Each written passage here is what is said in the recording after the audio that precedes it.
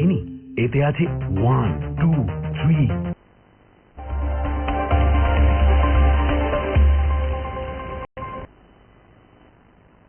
অবশ্যই আগামীকাল দুপুরের মধ্যে রাজ্য রাজনীতি হোক দেশীয় রাজনীতি হোক আপনার মতন করে ফলাফল আপনি জেনে যাবেন। সেদিক থেকে আমরা কথা বলছি রাজ্যের রাজনৈতিক ব্যক্তিত্বদের সঙ্গে। রাজ্য রাজনীতির অন্যতম মুখ রাজ্য বিধানসভার অধ্যক্ষ বিশ্ববন্ধু সেন আমাদের সঙ্গে রয়েছেন। বিশ্ববন্ধু বাবু, স্বাগত আপনাকে PB24 এবং এই সময়ের মধ্যে গোটা দেশ তাকিয়ে আছে, দেশবাসীর পাশাপাশি আমরাও আমাদের মতন করে রাজ্য থেকে রাজনৈতিক হিসাব নিকাশ করছি। আপনার মতন করে আগামীকালের হিসাব কি হতে পারে? প্রথমে আমি নমস্কার জানাই আপনাদের সবাইকে, আপনাদের মাধ্যমে ত্রিপুরাবাসীকে। আগামীকালকে ফলাফল আপনার যে প্রশ্ন ত্রিপুরা না সারা ভারতবর্ষের কথা বলছেন? গোটা দেশ এবং রাজ্যের প্রেক্ষিত। গোটা দেশকে ইতিমধ্যে আমরা সবাই কম বেশি জেনে গেছি যে বিপুল সংখ্যাগরিষ্ঠতা নিয়ে ভারতীয় জনতা পার্টি নরেন্দ্র মোদীজির নেতৃত্বে তৃতীয়বারের জন্য ক্ষমতাসীন হচ্ছেন। আর রিগার্ডিং আওয়ার স্টেট, পশ্চিম ত্রিপুরা এবং পূর্ব ত্রিপুরায় ভারতীয় জনতা পার্টির বিপুল ভোটে জয়ী হবেন। পশ্চিম ত্রিপুরায় আমাদের প্রার্থী বিপ্লব বাবু, আর পূর্ব ত্রিপুরায় আমাদের প্রার্থী মহারানী কৃতি সিং দেববর্মা মহোদয়া। আনডাউটেবলি কোনো প্রশ্ন কোনো জায়গায় নেই যে ন্যূনতম সামান্যতম কোনো চিন্তা নেই জিতবেন কি জিতবেন না, জিতবেন কি জিতবেন না। বিশাল এবং বিপুল ভোটে জিতবেন আমাদের দুজন প্রার্থী। সেদিক থেকে আপনার সার্বিক একটা ফলাফল চিত্র তো রয়েছে গোটা দেশের ক্ষেত্রে। আপনারা বলছেন আপকি পার 400 পার, সেটা আপনাদের রাজনৈতিক স্লোগান ছিল। আগামীকাল কি সত্যি সত্যি তাই হচ্ছে? মিহিরবাবু, রাজনৈতিক স্লোগানটা ভারতবর্ষের মনে কিন্তু এবার পূর্ণাঙ্গভাবে গেঁথে গেছে। নরেন্দ্র মোদীজির সম্পর্কে স্লোগান যে আপকি বার 400 পার, এটা শুধু রাজনৈতিক স্লোগান নয়, এটা ভারতবর্ষের উন্নয়নের স্লোগান, ভারতবর্ষের মানুষের মানসিকতার স্লোগান, ভারতবর্ষের মানুষের আমাদের যে ডিফেন্স সেক্টরে যে ভারতবর্ষ নরেন্দ্র মোদীর নেতৃত্বে উন্নতি হয়েছে তার স্লোগান। খাদ্য সামগ্রীর অভাব নেই, যেটা নরেন্দ্র মোদীজি যোগান দিয়ে যাচ্ছেন তার স্লোগান। বিজ্ঞান, শিক্ষা, দারিদ্র দূরীকরণ,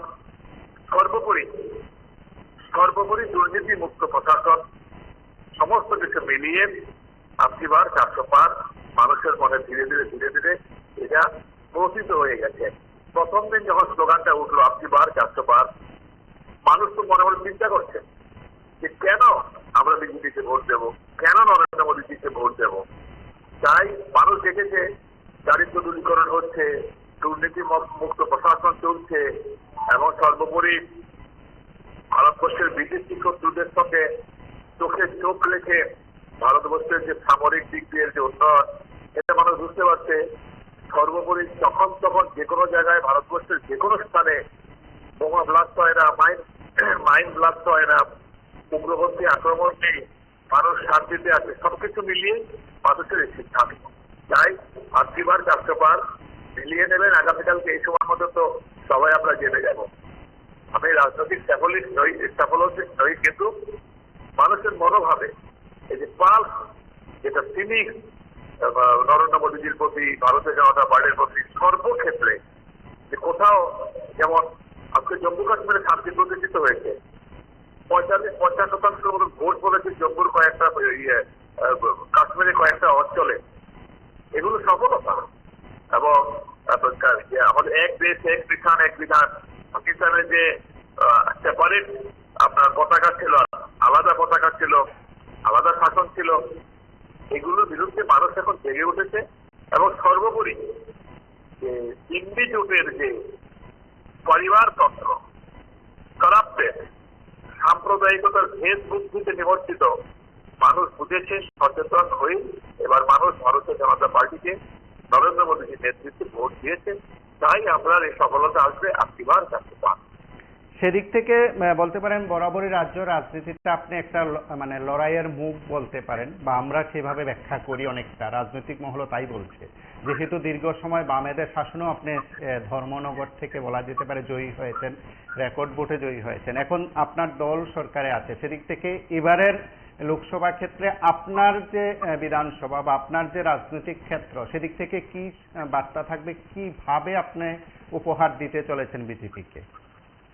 আমি যেটা প্রথমেই বলেছি, ভারতবর্ষের মানুষের মনে নরেন্দ্র মোদীজির সম্পর্কে যে উচ্চ ভাবধারা তৈরি হয়েছে, পাশাপাশি আমাদের রাজ্যের মাননীয় মুখ্যমন্ত্রী প্রফেসর ডক্টর মানিক সাহাজির সম্পর্ক কিন্তু এই উচ্চ ভাব ধারণা তৈরি হয়েছে সুশাসনের প্রতি।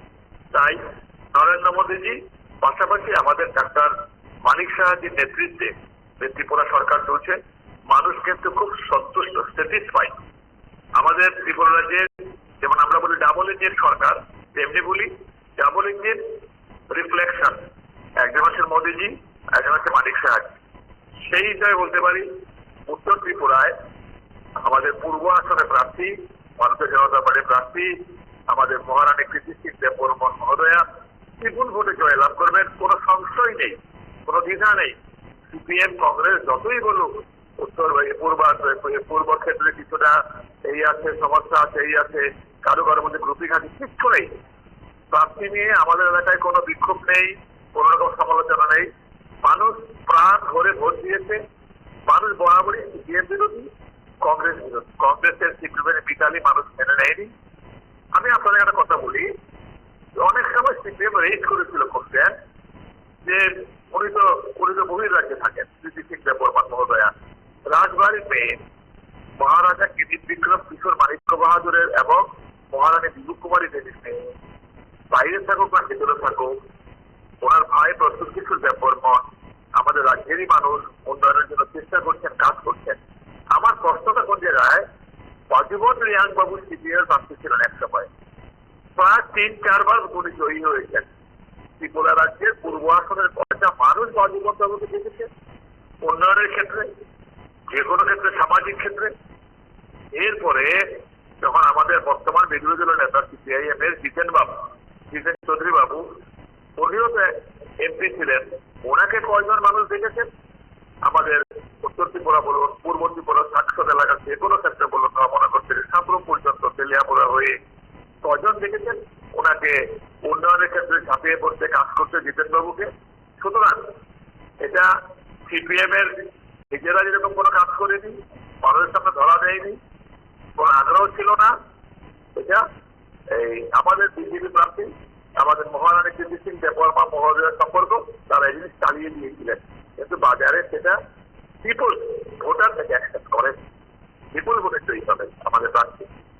অবশ্যই, অসংখ্য ধন্যবাদ আপনাকে। এবং আমরা কথা বললাম রাজ্য বিধানসভার অধ্যক্ষ তথা ধর্মনগরের বিধায়ক বিশ্ববন্ধু সেন। দীর্ঘদিন ধরে রাজ্য রাজনীতির অন্যতম মুখ হিসাবে তিনি রয়েছেন এবং অবাম রাজনীতিতে বলা যেতে পারে তিনি লড়াই করে সেখানে ধর্মনগর থেকেও বিধায়ক হয়েছেন। সেদিক থেকে তিনি প্রত্যাশী বা তার প্রত্যাশা যে এই সময়ের মধ্যে যে যাই বলুক ত্রিপুরা দুটো আসনে বিজেপির বিপুল জয় হবে। তিনি এও বলেন যে পূর্ব ত্রিপুরা আসন নিয়ে যে যা প্রচার করুক সে কিছু হবে না এবং ফলাফল বিজেপির অনুকূলে রেকর্ড ভোটে জয়ী হবেন পূর্ব ত্রিপুরা লোকসভার ক্ষেত্রে প্রার্থী। এবং আপনারা এই সময়ে অবগত আছেন যে রাজ্যে রাজনৈতিক মহল থেকেও নানাভাবে ফলাফলকে বিচার বিশ্লেষণ করা হয়। তার নিরিখে আমরা রাজনৈতিক দলের প্রতিনিধিদের বক্তব্য আপনাদের কাছে তুলে ধরছি। আপনারা সঙ্গে থাকুন, দেখতে থাকুন টিভি 24।